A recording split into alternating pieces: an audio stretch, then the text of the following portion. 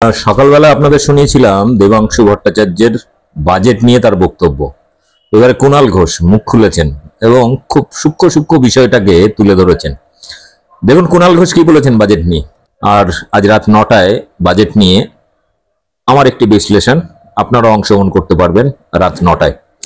দেখুন কুণাল ঘোষ কি বলছেন বাজেট নিয়ে, একদম চাঁচাছোলা ভাষায় বিজেপিকে ধুয়ে দিয়েছেন। ভিডিওটি সম্পূর্ণ দেখবেন এবং ব্যাপক শেয়ার করবেন। কিছু প্রস্তাব করা হয়েছে, এটা দেশের বাজেট নাকি শুধু শরিকি দ্বন্দ্বের চেয়ার বাঁচাতে বিহার আর অন্ধ্রপ্রদেশকে ভেট দেওয়ার বাজেট, এটাই এখনো পরিষ্কার নয়। সার্বিকভাবে জনবিরোধী, সাধারণ মানুষ, মেহনতি মানুষ, কৃষক শ্রমিকের স্বার্থ বিরোধী, মধ্যবিত্তের স্বার্থ বিরোধী, বাংলার প্রতি বঞ্চনা এবং অবহেলা। আর সার্বিকভাবে যেটা দেখা যাচ্ছে যে এটা দেশের বাজেট নয়, শরিকি দ্বন্দ্ব মেটাতে ভেট দেওয়ার বাজেট। বিহার, অন্ধ্রপ্রদেশ এদের ভেট দেওয়ার বাজেট পেশ করেছেন কেন্দ্রীয় অর্থমন্ত্রী। দেশের যে মূল সমস্যাগুলি, বেকারত্ব থেকে শুরু করে যে মূল সমস্যাগুলো, সেগুলো সমাধানের কোনো দিশা এই বাজেটে নেই। মাননীয় মুখ্যমন্ত্রী মমতা বন্দ্যোপাধ্যায় এবং আমাদের সর্বভারতীয় সাধারণ সম্পাদক অভিষেক বন্দ্যোপাধ্যায় ইতিমধ্যেই তারা জানিয়েছেন এই বাজেট কিভাবে জনবিরোধী। পাশাপাশি বাংলার ক্ষেত্রে এই যে 1,71,00,000 টাকা বকেয়া থেকে শুরু করে বিভিন্ন বাংলার জরুরি প্রজেক্টগুলো, সেখানে অর্থ বরাদ্দ করার কোনো লক্ষণ নেই। বাংলার স্বার্থের কোনো পদক্ষেপ, কোনো বরাদ্দ সেগুলো নেই। এগুলো শুধুমাত্র যাদের জোড়াতালিতে কেন্দ্রীয় সরকার চলছে, যাদের জোড়াতালিতে নরেন্দ্র মোদী চেয়ারে বসে আছেন, সেই চেয়ারের পায়াগুলো ঠিক করে রাখতে সেই রাজ্যকে, অন্ধ্রপ্রদেশ বা বিহারের মতো রাজ্যকে ভেট দেওয়ার বাজেট। ফলে এই বাজেট দেশকে আরও, দেশের সমস্যাগুলো, কৃষিক্ষেত্র, শ্রমক্ষেত্র, কর্মসংস্থান, এগুলোকে আরও গভীর সমস্যার দিকে ঠেলে দেবে এবং এখান থেকে ঘুরে দাঁড় করানোর কোনো চেষ্টা বা দিশা এবারের মোদী সরকারের বাজেটে নেই। ইন্টার্নদের জন্য বিশেষ সুবিধার কথা বললেও নতুন করে কোনো কর্মসংস্থানের জন্য কোনো দিশা দেখানো হয়নি বাজেটে। গতকাল অর্থনৈতিক সমীক্ষা প্রকাশের পরেই দেখা গিয়েছিল যে ঘুরিয়ে স্বীকার করে নিচ্ছেন কেন্দ্রীয় অর্থমন্ত্রী যে বেকারত্বটা দেশের ভয়ঙ্কর সমস্যা। যে সংখ্যার কথা তারা বলেছিল 2014 সালে বছরে 2 কোটি চাকরি, সেটা তো হয়ইনি। উল্টে দেখা যাচ্ছে আজকে যদি বেকার সমস্যার সমাধান করতে হয়, তাতে বছরে প্রায় কোটিখানেক চাকরি করে অবিলম্বে শুরু করতে হবে। এবং এর কোনো দিশা কেন্দ্রীয় অর্থমন্ত্রী দেখাতে পারেননি। কথার জাগলারি, শব্দের জাগলারি, সংখ্যার জাগলারি দিয়ে তিনি তার ঘাটতি ঢাকার চেষ্টা করেছেন এবং মূল সমস্যা যেগুলোর সুরাহা করতে তারা ব্যর্থ, তার থেকে নজর ঘোরাবার তারা চেষ্টা করেছেন।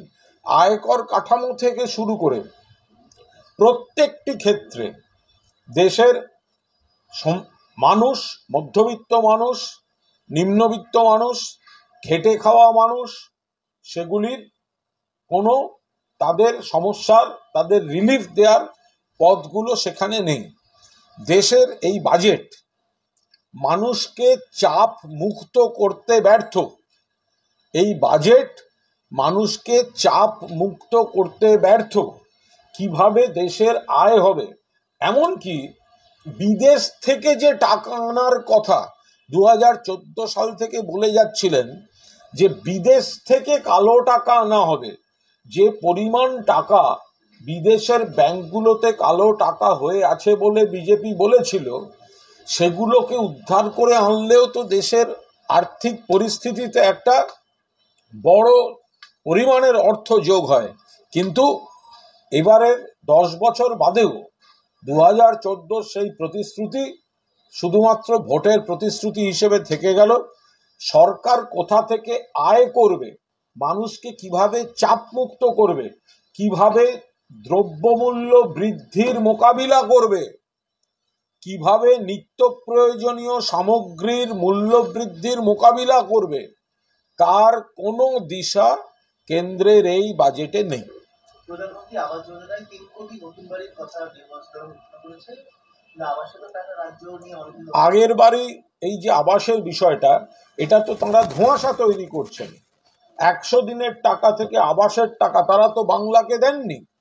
তো সুতরাং সারা দেশেও 100 দিনের যা রিপোর্ট, তাতে দেখা যাচ্ছে বহু রাজ্যে সেই টাকায় ব্যবহারে বহু প্রশ্ন ধরা পড়েছে, কিন্তু ওনারা প্রতিহিংসা পরায়ণভাবে বাংলাকে টাকা থেকে বঞ্চিত রাখেন।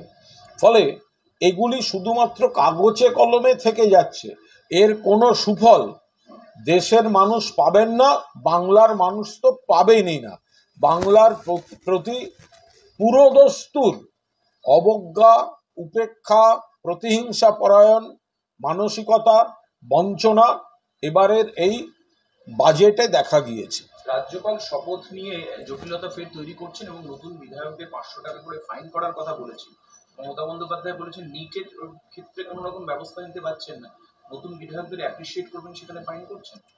রাজ্যপাল সম্পূর্ণভাবে ব্যক্তিগত আক্রোশের রাজনীতি করছেন।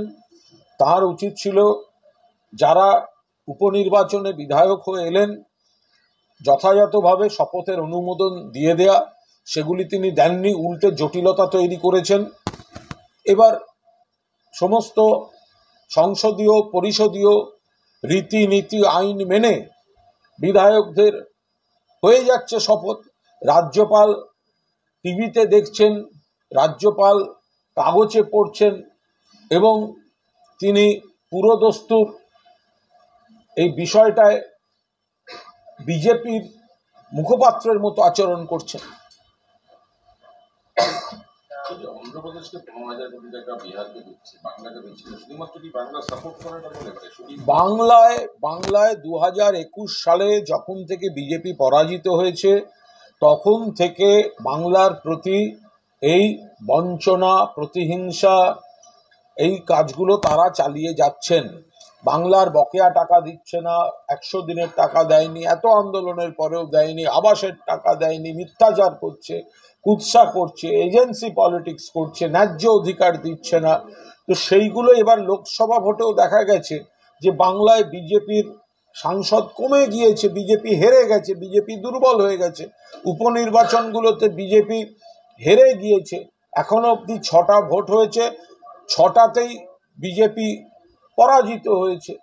তো সেই জায়গায় দাঁড়িয়ে বাংলার প্রতি এক রাজনৈতিক প্রতিহিংসা, বাংলার প্রতি প্রতিহিংসা, বঞ্চনা, রাগ, ক্রোধ এই দেখাতে বাংলাকে অধিকার থেকে বঞ্চিত করছে। কিন্তু এটা করার অধিকার তাদের নেই। বাংলার মানুষ সঠিক সময়ে এর যোগ্য জবাব দেবেন। প্রাকৃতিক দুর্যোগের জন্য সিকিমকে বরাদ্দ করা হয়েছে, এমনকি বাংলা, বিহার, আসাম। প্রাকৃতিক দুর্যোগের জন্য যদি অন্য রাজ্যকে বরাদ্দ করে থাকে, তাহলে বাংলারও তো পাওনা। বাংলাতেও তো বন্যা হয়, বাংলাতেও তো ঘূর্ণিঝড় এবং প্রাকৃতিক দুর্যোগ হয়েছে, সেই টাকাগুলো তো দেন না। ঘাটাল মাস্টার প্ল্যান থেকে শুরু করে, তিস্তা থেকে শুরু করে, যেখানে কেন্দ্রীয় সরকারের বড় অবদান থাকার কথা, সেগুলো তো দিচ্ছেন না। অন্য রাজ্যকে দিচ্ছেন, বাংলাকে দিচ্ছেন না। কারণ বাংলা বিজেপিকে সমর্থন করে না, বিজেপি হেরে যায়। তাই মানুষকে বঞ্চিত করতে হবে, রাজ্যকে বঞ্চিত করতে হবে, প্রতিহিংসা দেখাতে হবে। সেই কারণেই যে খাতে অন্য রাজ্যকে বিপুল টাকা দেয়া হচ্ছে, একই খাতে বাংলার প্রাপ্য থাকলেও বাংলাকে সেই টাকাগুলো দেয়া হচ্ছে না। কলকাতা অমৃতসরের একটা করিডোরের কথা বলেছে, এতে কি রাজ্যের উপকার হবে? এটা মমতা বন্দ্যোপাধ্যায় দীর্ঘদিন ধরে এই ধরনের করিডোরগুলির প্রস্তাব দিয়ে আসছেন। এর সঙ্গে বিজেপির কোনো কৃতিত্ব নেই। মমতা বন্দ্যোপাধ্যায় নিজে রেলমন্ত্রী থাকাকালীন এই ধরনের করিডোর তিনি প্রস্তাব করে গেছেন, কাজ শুরু করে দিয়ে গেছেন। পরবর্তীকালে বাংলার তরফ থেকে দিল্লিতে এই কথাগুলো বারবার বলা হয়েছে। এখন ওনারা কাগজে কলমে শুধু কি বলে দিলেন, এটা তো সান্ত্বনা পুরস্কার হলে চলবে না। তার জন্য তো অর্থ বরাদ্দ, কি কি করণীয় আছে সেগুলো না দিয়ে শুধু চোখে ধুলো দেওয়ার জন্য একটা ঘোষণা করে দিলাম, তাও আবার সেটা বাংলা থেকে বিষয়টা উত্থাপিত হওয়ার পর। তারকেশ্বর বিষ্ণুপুর ভাবাদিঘি রেল প্রকল্পে 200 কোটি টাকা বরাদ্দ করলো। তারকেশ্বর থেকে ফুলপুরাশরী বা হাসনাবাদ হিঙ্গলগঞ্জ এমনকি কলকাতা চক্র রেল 1 পয়সাও বরাদ্দ হয়নি। বাংলা বঞ্চিত, কেন্দ্রীয় বাজেটে বঞ্চিত, রেলের খাতেও বঞ্চিত। মমতা বন্দ্যোপাধ্যায় রেলমন্ত্রী থাকাকালীন যতগুলি লাইন করে দিয়ে গেছিলেন, সম্প্রসার করেছিলেন, স্টেশন আধুনিকীকরণ করেছিলেন, নতুন ট্রেন দিয়েছিলেন, সেগুলো সেই অনুপাতে সে কোথায় নেই তো। শুধু জেনারেল বাজেটে বঞ্চিত নয়, রেলের খাতেও এই রাজ্য বঞ্চিত। যে জায়গাগুলো চক্র রেল থেকে শুরু করে অন্যান্য সম্প্রসারে যে পরিমাণ টাকাটা দরকার, সেই টাকাটা যদি না আসে তাহলে কাজটা হবে কি করে? বলছি, সোশ্যাল মিডিয়ায় একটা ভিডিও ভাইরাল হয়েছে, ভগবান নেতোলার যিনি নবনির্বাচিত বিধায়ক রিয়ান সরকার, তিনি একটা নিদান দিচ্ছেন যে বিরোধী যারা পঞ্চায়েত সদস্য তাদের কাজ দেবেন না, তারা কাজ না করতে পারলে মানুষ তাদের উপর ভেবে উঠবে, তখন তাদের বিরোধিতায় শাসক দলের পক্ষে ভোট দেবে।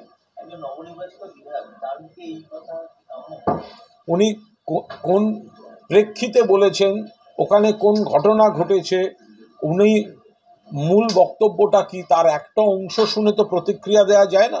তৃণমূল কংগ্রেস প্রতিহিংসা পরায়ণ দল নয়, বরং যারা ভোট দেয়নি আমরা তাদের কাছেও যাই যাতে সেই ভোটটা আমাদের কাছে আবার ফিরে আসে, মানুষ খুশি হন।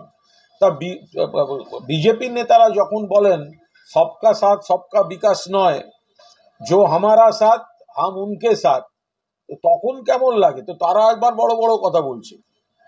এই যে শব্দ বলেন, আর শুভেন্দু অধিকারী দুদিন আগে একটা কথা বলেছেন, সেই শব্দই কি শোনা গেল আজকে বাজেটে মূলত, যে যারা ওদের সঙ্গে রয়েছে তাদের প্রতি সদয়? দেখুন, এই বিষয়টা যা বলার অভিষেক বন্দ্যোপাধ্যায় বলেছেন যে কেন্দ্রীয় সরকার, জোড়াতালির সরকার, শরিকি সরকার, যাদের সাপোর্টের উপর দাঁড়িয়ে আছে চেয়ারের পায়াগুলো, তাদেরকে অর্থাৎ বিহার, অন্ধ্রপ্রদেশ, তাদেরকে খুশি করতে ভেট দেওয়ার বাজেট এটা। আমাদের যেমন স্টুডেন্ট ক্রেডিট কার্ড আছে, তেমনি 10 লাখ টাকা করে দেশীয় উচ্চশিক্ষা প্রতিষ্ঠানে ঋণ দেওয়ার কথা বাংলাকে বঞ্চিত করেছেন, কিন্তু এমন দু চারটে কথা বাজেটে শোনা গেছে যেগুলো তো মমতা বন্দ্যোপাধ্যায়ের বাজেট থেকে নকল করা। কখনো স্টুডেন্টদের জন্য ক্রেডিট কার্ড ধরনের, কখনো ওই জমি সংক্রান্ত তার প্রযুক্তির ব্যবহারের যা যা মমতা বন্দ্যোপাধ্যায় ভেবে থাকেন সেইগুলো তো এরা সব নেওয়ার চেষ্টা করছে, কিন্তু বাংলাকে বঞ্চিত করছে, বাংলার প্রাপ্যটা বাংলাকে দিচ্ছে না। এই কিষাণ ক্রেডিট কার্ড, এটা কৃষিতে 1,52,000 কোটি টাকা বরাদ্দ, এই কিষাণ ক্রেডিট থেকে আরো কোনো উপকার যারা কৃষি কাজ করে? মূল কৃষি নীতিটা নিয়েই তো কৃষকরা অসন্তুষ্ট। কেন্দ্রীয় সরকারের মূল কৃষি নীতিটাই কৃষকরা অসন্তুষ্ট। তাদের দীর্ঘদিন আন্দোলন হয়েছে, আন্দোলনের উপর দমন পীড়ন হয়েছে, কৃষি আইন প্রত্যাহার হয়েছে, তারপরেও কিন্তু কৃষি আইন এবং আনুষঙ্গিক যে ব্যবস্থাপনা তাতে কৃষকরা সন্তুষ্ট নন। ফলে কৃষক স্বার্থে এই সরকার আজকে বাজেটে এমন কোনো দিশা দেখাতে পারেনি যাতে কৃষি ক্ষেত্রের মূল সমস্যাগুলো সমাধান হতে পারে। মূল্যবৃদ্ধির নিয়ন্ত্রণে আনাই প্রথম লক্ষ্য করেছে নির্বাচিত বিভিন্ন রাজ্যে ফসলের দাম, সবজির দাম যে হারে বাড়ছে, সাধারণ মানুষ তো। আমি তো বললাম এটা, যে মূল্য বৃদ্ধি রোধ করার কোনো দিশা এই বাজেট দেখাতে পারবে না, পারছে না, পারেনি। তার কারণ কেন্দ্রের বিভিন্ন নীতির জন্য মূল্য বৃদ্ধিটা হচ্ছে। সেটা কখনো হতে পারে পেট্রোল ডিজেলের জন্য, জ্বালানি, পরিবহনের খরচ, কোথাও কৃষি পণ্য উৎপাদনের সার থেকে শুরু করে, বীজ থেকে শুরু করে কৃষি পণ্যের, কোথাও কৃষি আইন এমনভাবে হয়ে আছে। ফলে এই গোটা জিনিসটা মূল্য বৃদ্ধি, সাধারণ মানুষের যে দমবন্ধ অবস্থা, সাধারণ শ্রমজীবী মানুষের খুব খারাপ অবস্থা, দেশে যে মূল্য বৃদ্ধি চলছে, রাজ্যগুলো তো দেশের বাইরে নয়, এই মূল্য বৃদ্ধি রোধ করার কোনো দিশা এবারের বাজেট দেখাতে পারেনি।